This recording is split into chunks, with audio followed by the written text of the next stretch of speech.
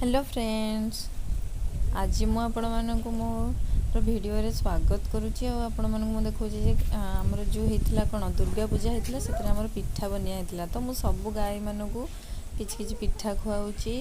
आजकल तो कई भी गाय रखा पसंद करूना, किंतु आगे जिते बड़े आउ 20-30 वर्ष तौक जातु देखिए समस्त घर को पशिला बेलू फास्ट गुहाल थी जाकि आप घर भर को पशिपारे, किंतु आजिकल सेमती किसी भी ना।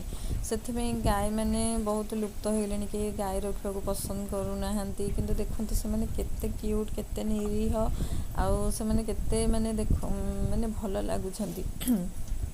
आजकल तो बहुत लोग गाय मानक पठाण मानक भी बिकी दौरान कौन हम गाय कौन हम तर किए सेवा कर लोक मैंने कुकुर रखा भल पाँच गुहमत करने भल पाँच, किंतु गोटे गाय रखा भल पाऊना। अरे कुकुर मानक जमी आम शिखौचे सेमती जदि आपण मैंने गाय मानक शिखेबे से भी बाहर जाकर झाड़ा परिश्रा करेंगे।